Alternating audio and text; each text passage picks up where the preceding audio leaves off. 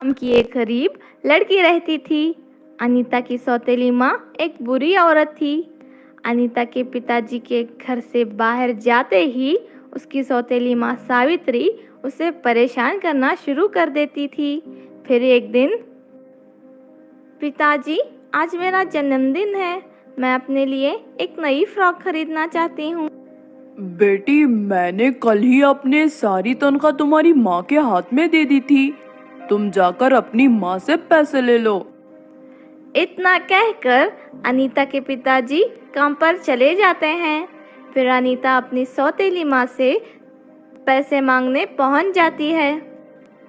माँ, आज मेरा जन्मदिन है, मैं अपने लिए नई फ्रॉक खरीदना चाहती हूँ, आप मुझे पैसे दे दीजिए। क्या कहा? तेरा जन्मदिन तो हर साल आता है, इसका मतलब ये तो नहीं कि तू हमेशा पैसों की बर्बादी करके अपने लिए नए कपड़े खरीदे। इस बार मैं तुझे नए कपड़े खरीदने के लिए बिल्कुल पैसे नहीं दूंगी, चल भाग यहाँ से। लेकिन माँ, पिताजी ने तो आपको सारी तनख्वाह दे दी है, फिर आप मुझे पैसे क्यों नहीं दे रही? अरे तू तो बहुत ज़्यादा ज़बान चला रही है, यहाँ से जाती है कि नहीं, वरना मैं झाड़ू उठाकर तेरी पिटाई कर दूंगी। जब तक मुझे पैसे नहीं दोगी तब तक मैं यहाँ से नहीं जाऊंगी। अब मुझे नई फ्रॉक खरीदनी ही है। अच्छा, तो ये बात है, लगता है तेरी अक्ल ठिकाने लगानी ही पड़ेगी। इतना कहकर सावित्री झाड़ू उठाकर अनीता की पिटाई करने लगती है और उसे मार मार कर घर से बाहर भगा देती है। बेचारी अनीता रोते हुए घर से दूर चली जाती है। तभी उसकी सहेली उसे मिलती है। अरे क्या हुआ अनीता, आज तेरा जन्मदिन है, फिर तू इतनी उदास क्यों लग रही है? ऊपर से तूने वही पुरानी कपड़े पहने रखे हैं। अब मैं क्या बताऊं, मेरी सौतेली माँ बहुत ही बुरी है। मैंने उससे नए कपड़े खरीदने के लिए पैसे मांगे तो उसने मेरी पिटाई कर दी। तेरी माँ के बारे में तो पूरा मोहल्ला जानता है। सच में तेरी किस्मत बहुत ही खराब है जो तू उनके साथ इस घर में रहती है। उसके बाद अनीता दुखी होकर एक पेड़ के नीचे बैठ जाती है और देखते ही देखते उसे नींद लग जाती है और वो उसी पेड़ के नीचे सो जाती है। तभी वहाँ से एक बुढ़िया गुजर रही थी। अनीता को देख बुढ़िया उसके पास पहुँच जाती है और उसे नींद से जगाने लगती है। सुनो बेटी, तुम कौन हो और ये सुनसान सड़क पर क्यों सो रही हो? रात को यहाँ जंगली जानवर घूमते हैं, तुम्हारी जान को खतरा हो सकता है, तुम यहाँ से चली जाओ। लेकिन मेरे घर जाने का बिल्कुल मन नहीं है, मेरी सौतेली माँ मुझे बहुत तंग करती है। आज मेरा जन्मदिन है और उसने मुझे कपड़े खरीदने के लिए पैसे भी नहीं दिए।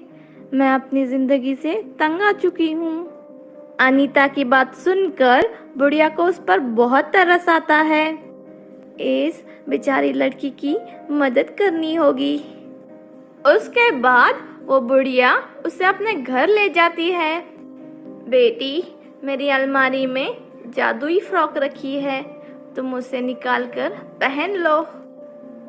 ये जादुई फ्रॉक क्या काम करती है? इस जादुई फ्रॉक में एक जादुई जेब है, इसके अंदर तुम्हें रोज एक सोने का सिक्का मिलेगा। ये सुनकर अनीता खुश हो जाती है और उसका धन्यवाद देकर अपने घर लौट जाती है। फिर अगले दिन से अनीता रोज एक सोने का सिक्का निकालकर एक बड़े गुल्लक में जमा करना शुरू कर देती है।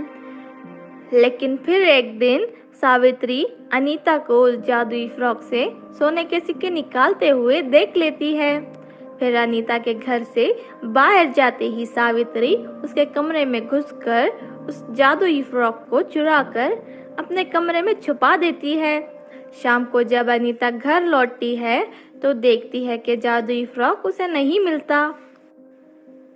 अरे मेरी जादुई फ्रॉक कहाँ चली गई? माँ, मेरे कमरे में एक जादुई फ्रॉक रखी थी, लेकिन अचानक वहाँ से गायब हो गई। मुझे नहीं पता तू किस फ्रॉक के बारे में बात कर रही है। इतना कहकर सावित्री अपने कमरे में चली जाती है। उसके बाद सावित्री उस फ्रॉक के पॉकेट से सोने के सिक्के निकालने के लिए उसके अंदर अपना हाथ डाल देती है, लेकिन उसके हाथ में एक इंसान का कटा हुआ सर आ जाता है। सावित्री को देखकर वो सर जोर जोर से हंसने लगता है। उस कटे हुए सर को देखकर सावित्री घबरा जाती है। बहुत दिनों बाद मुझे किसी इंसान का मांस खाने को मिलेगा। अब मैं तुझे मार कर खा जाऊंगा। अरे नहीं, ये तो भूतिया सर है। अरे मुझे कोई बचाओ, वरना ये मुझे मारकर खा जाएगा। सावित्री के रोने की आवाज सुनकर अनीता वहां आ जाती है। बेटी अनीता, मुझे बचा ले। मैंने तेरी जादुई फ्रॉक चुरा कर उसके अंदर से सोने के सिक्के निकालने की कोशिश की है, लेकिन उसमें से एक कटा हुआ सर बाहर निकल आया। जल्दी से मुझे बचा ले, वरना ये मुझे खा जाएगा। मैं तुमसे विनती करती हूँ, तुम मेरी माँ को छोड़कर यहाँ से चले जाओ। अनीता की बात सुनकर वो कटा हुआ सर वहाँ से गायब हो जाता है।